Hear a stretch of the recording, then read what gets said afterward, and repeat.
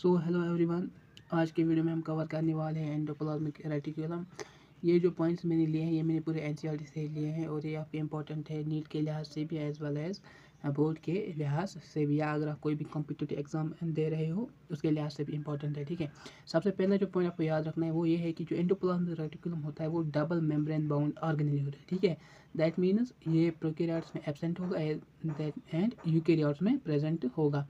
Number second point जो है ये विजिबल होता है अंडर इलेक्ट्रॉन माइक्रोस्कोप। ठीक है, किसके अंदर विजिबल होता है? इलेक्ट्रॉन माइक्रोस्कोप में हम इसको देखते हैं। नंबर थर्ड पॉइंट है एंडोप्लाज्मिक रेटिकुलम होता है, क्या होता है? इसकी डेफिनेशन ये है कि ये है network of tiny tubular structures scattered in cytoplasm. ठीक है, एक नेटवर्क होता है टाइनी ट्यूबुलर, छोटे छोटे ट्यूबुलर स्ट्रक्चर्स का, जो स्कैटर्ड होते हैं किसमें? Cytoplasm of the cell. Number fourth point ये है कि ये डिवाइड करता है इंट्रा सेल्यूलर स्पेस को। ठीक है, इंटर सेल्यूलर को नहीं बल्कि इंट्रा, ये आपको याद रखना है, ये इंट्रा सेल्यूलर स्पेस को डिवाइड करता है इनटू टू डिस्टिंक्ट कंपार्टमेंट्स। क्या क्या है वो?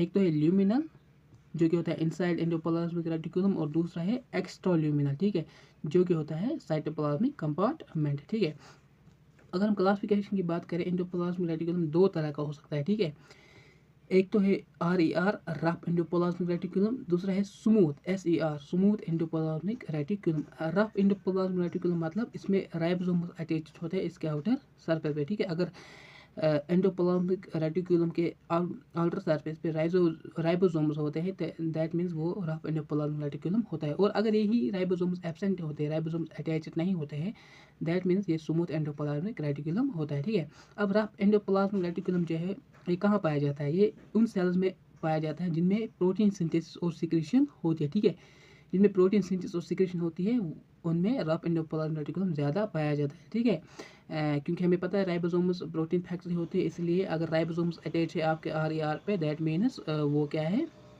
अगर राइबोसोम्स अटैच है एंडोप्लाज्मिक रेटिकुलम पे वो है रफ एंडोप्लाज्मिक रेटिकुलम। ठीक है, रफ एंडोप्लाज्मिक एक्सटेंसिव होता है और कंटिन्यूस होता है आउटर मेम्ब्रेन ऑफ न्यूक्लियस, जो न्यूक्लियस के आउटर मेम्ब्रेन से कंटिन्यूस होता है। ठीक है, अगर हम स्मूथ एंडोप्लाज्मिक रेटिकुलम की बात करें, ये मेजर साइट होती है for the synthesis of lipid. ठीक है, जहाँ लिपिड बनता है वहाँ ज़्यादा हमारे पास होता है स्मूथ एंडोप्लाज्मिक रेटिकुलम। देखिए जैसे एनिमल सेल्स में लिपिड लाइक स्टेरॉयडल हार्मोन्स बनते हैं, ठीक है, वो कहाँ बनते हैं? वो स्मूथ एंडोप्लाज्मिक रेटिकुलम में बनते हैं। ठीक है, ये पॉइंट्स आपको याद रखने पूरे एनसीईआरटी से लिए मैंने। ठीक है, इसमें आपकी पूरी एनसीईआरटी कवर हो जाती है। ठीक है, थैंक यू, वीडियो को लाइक करना।